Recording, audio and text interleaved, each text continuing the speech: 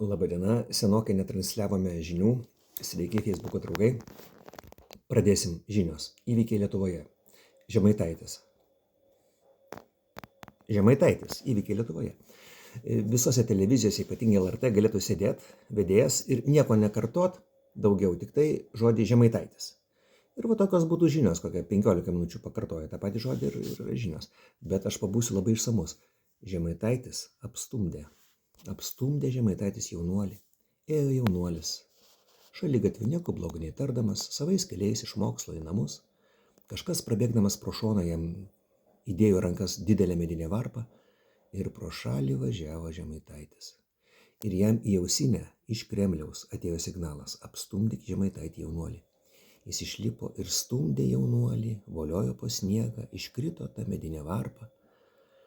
Ir žodžiu, baisus smurto protrūkis ir Žemaitaitis turėtų būti už tai labai smarkiai nuteistas. Čia baisiau negu antisemitizmas iš tikrųjų. Bet į Žemaitaičio ausinę atėjo ir kitas signalas: Žemaitaitį apstumdyk ir senolį. Važiavo Žemaitaitis per Lietuvą ir žiūri, iš maisto prekių parduotuvės išeina senolis su terbelė bulvių, iššoka Žemaitaitis ir stūmė senolį 14 kartų, sukeldamas 22% nuo maksimalaus skausmo pojūtį. Ir už tai irgi reikia Žemaitaitį griežtai nubausti. Vanagas kažką pasakė vėl. Pasakė Vanagas tikrai. Vanagas pasisakė apie lijundrą. Lijundra yra labai pavojingas reiškinys gamtos. Žiemą. Lijundros metu formuojasi ledas. Ir ant ledo galima paslysti. Čia iš tikrųjų Vanagas sakė, galima paslysti. Ir kadangi jau sakė Vanagas, reikia atsargiai vairuoti. Per lijundrą atsargiai yra vairuojama. Tai pasakė Vanagas.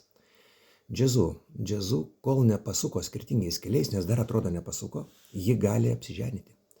Kažkas pasakė, kad Džiazu ir aktorius, neprisimenu pavardės, kažkokia nelietuviška pavardė, dabar suka bendru keliu. Paskui jau suks atskirais.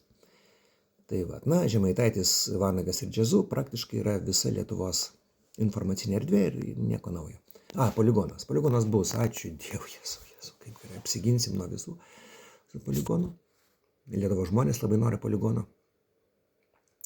O dabar truputėlį rimčiau.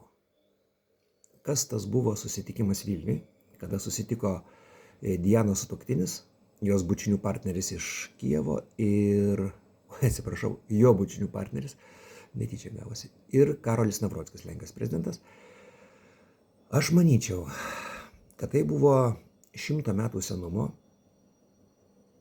Juzefo Pilsudskio idėjos įgyvendinimo pradžia. O Juzefas Pilsudskis tokia iškėlė intermariumo idėją. Reiškia savotiška tokia Žečpospolitos reinkarnacija nuo Baltijos iki Juodosios jūros, kuri mažintų Rusijos įtaką regione ir stabdytų jos sausumos kelią iš rytų į vakarus link Vokietijos, Austrijos, Prancūzijos. Tada Jozefą labai palaikė tų šalių vadovai, jiems ta idėja labai patiko, tačiau jai nelemta buvo išsipildyti, ten, žodžiu, įvairios istorinės tokios kliūtis. Ir jeigu prisimenate, Richardo Nixono 3 žingsnių absurdiškos idėjos materializacijos sistema. 1. Paskleisk absurdišką idėją. 2. Absurdišką idėją kartok ir nuolat vaidink tai tiesa. Ir 3. Tyčiokis ir enk tuos, kurie kels klausimus ir netikės tą idėją. Lietuva tą tobulai yra valdžius, turi visus įrankius, nes visa žiniasklaida, ypatingai nacionalinis transliuotojas, jie dezinformuoja. Pasikartosiu, Lietuvoje nėra žiniasklaidos, Lietuvoje nėra informavimo priemonių, tai yra dezinformavimo priemonės. Ir ta žurnalistika yra turbūt žemiausiam lygiai pasaulyje. Ir jums, mėlyjei, bet tenka klausyti tokių labai patikimų žinių arba kažkokių alternatyvių žinių kanalų. Donaldas Trumpas, blogas žmogus, kažką pasakė, turbūt vėl blogo, dabar negaliu pasakyti. Jo labiau, kad Dianos sutuoktinio bučiavimosi partneris iš Kijevo, jisai jau tą idėją paskleidė. Jis, būdamas Vilniui, būtent pagal Richardą Nixoną, pirmą žingsnį žengė, kad tik tai bendrom jėgom galima įveikti Rusiją.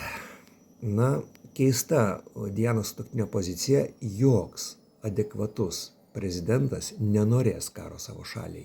Jokiom aplinkybėm nenorės karo savo šaliai.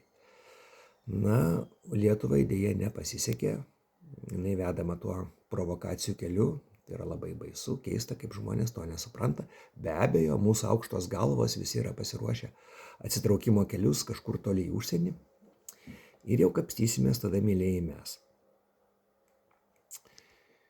Daugiau apie Trumpą kažką blogo, aš suprantu, reikėtų pasakyti, tarp kitko, jeigu girdėjote jo kalbą Davose, tai buvo labai švelni ir argumentuota kalba. Jo, pavyzdžiui, kalba apie Grenlandiją, cituoju pažodžiui, mes būsime labai laimingi, jeigu jūs suprasite Grenlandijos prasme. Jis nieko nesakė, kad mes čia, jūs danai, ten jūs delfinų žudikai, čia jūs išspardysim užpakalius, nieko panašaus. Bet iš mūsų žiniasklaidos gali susidaryti įspūdį, kad buvo būtent taip. Taigi, mylėjai, sportas. Lietuvos Rytas vėl kažko neįveikė. Žinau, Žalgiris įveikė, man atrodo. Ir kad būtų sportininkai atsisakę dalyvauti varžybose su rusais, šito aš dabar neprisimenu fakto. O oras bus toks pat. Stipraus lietaus epizodai silpno lietaus fone. Iki.